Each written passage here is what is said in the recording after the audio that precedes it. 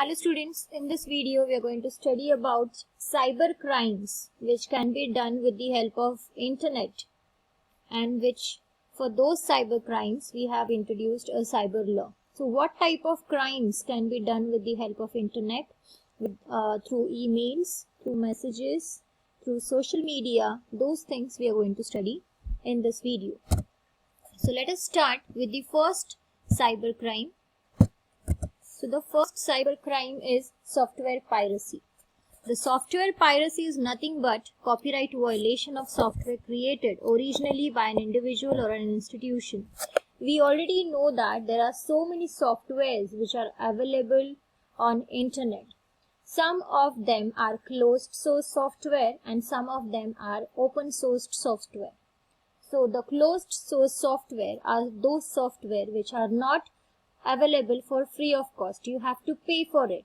If you have to use it, you have to pay for it, and then only you can access those software. But many of the hackers, they perform the cyber crime. They download the software by using some type of hacking, by giving some license key to it. So such type of thing is called as copyright violation, or you can also say software piracy. Now software piracy also includes stealing the code which you have to enter. If you want to get the license of a particular software, you require a code. So that code stealing, or programs, any type of program when you steal, illegal information when you take, such type of thing is going to considered as software piracy. So software piracy includes stealing of codes, programs and other information illegally and creating the immediate copy by unauthorized means and utilizing the data for your personal use, for your own benefit, or for making the profit out of it.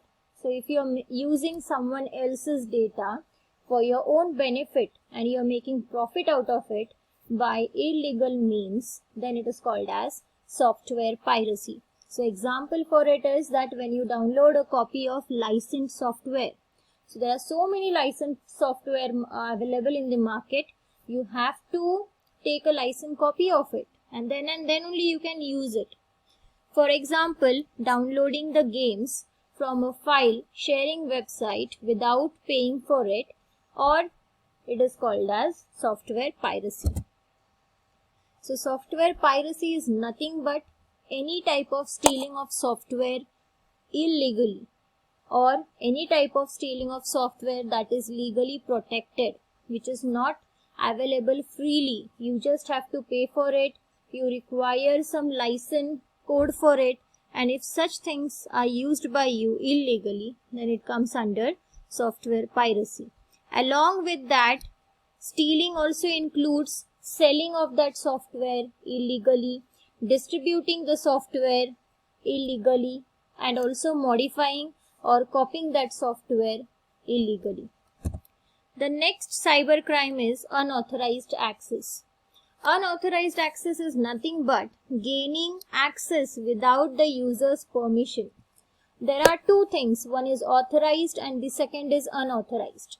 Authorization means what? Authorization means granting access rights to resource which is related to information security, computer security, and to access control in a particular sector.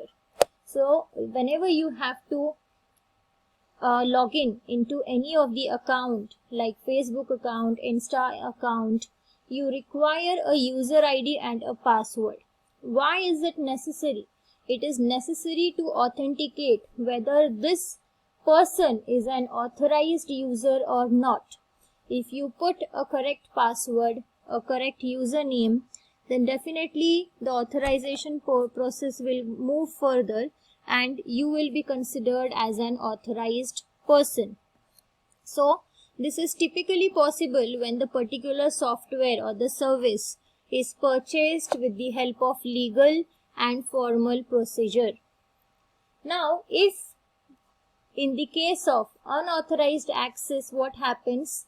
Attempt is done to get the information like confidential information with the help of email, bank account, intellectual, or any other personal and confidential information from unauthorized person is known as accessing the machine illegally.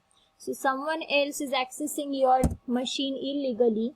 That person is called as unauthorized person because he is not having that rights to access that account. So here you can see login is done by John Smith and the password is encrypted and encoded in some other language. The second authorization is done here. You can do the authorization with the help of QR code, with your fingerprints. The smart card is available. So all these are the authentications which you can use. If these authentication is verified correct, then and then only you are supposed to log in. Next is copyright violation. Various songs, various movies which are already made by someone. So those movies, if you download it by illegal means or you make a video of it and post it somewhere, so if you make it public, so this is what is copyright violation. A copyright violation, first of all we'll see what is a copyright. A copyright is a legal right that gives the creator of a literary, artist, musical and other creative work the sole right to publish and sell the work. Whenever some album comes, a movie comes, whoever has made that movie, that album, the creator, the director, the producer, they have the copyright, legal right of that movie, of that music, album or anything. Okay. They are only the whole and sole person who can sell and publish their work in the market. So those are called as copyright owners. C is the symbol. Here the symbol is C, which is written in a circle. That is the copyright symbol. So copyright owners have the right to control the reproduction of their work, including the right to receive the royalty payment for their production. Means whatever money or income they will gain by releasing the movie in the theater will be gained by them. Whatever money of the music album by releasing it on YouTube will be gained by that creator. So that is the copyright. But if someone is copying that same data and again by making some modification, if that person is posting it on public medias, then those things are called as copyright violation. So basically, copyright infringement on citations, ways to avoid the violation is what? Seeking the owner's permission. So if you want to use someone's music, you have to take his permission before using it. Then and then only the copyright violation will not be launched on you. Second is using exceptions under the Copyright Act 1957. So these are two ways by which you can avoid the copyright violations. Next is cracking. Activities such as deciphering code or passwords and breaking the security system for illegal reasons is called as cracking. The cracker will use a program or script known as crack that has been written specifically to do what they are hoping to achieve. So cracker is a person who has the programming knowledge like an IT programmer developer. Okay, he is a developer himself. He is going to make a program to achieve the task whatever he want to do. Any type of program which is made for illegal reasons, to acquire some codes, to acquire some confidential information, such an activity is called as cracking. Next is cyberbully, cyber stalking. Nowadays you have heard that so many people are using social media to make a pressure on some individual or on some party. So such type of use of social media is called as cyberbully.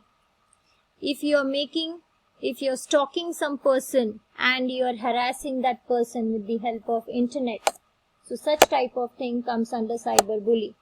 By sending that person some emails of threatful emails, by posting some personal images, personal videos, such type of things are called as cyberbully. Cyber stalking and cyberbully is one and the same. Cyber stalking is the crime practiced where an individual uses the internet to systematically harass and threaten someone.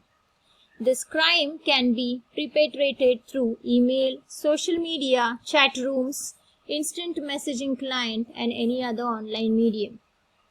So in the figure you can see it's written, everyone hates you, just leave, no one likes you, you are so ugly, loser. So all such type of things are carried away with the help of social media. This comes under cyberbully and cyber stalking. Next is hacking.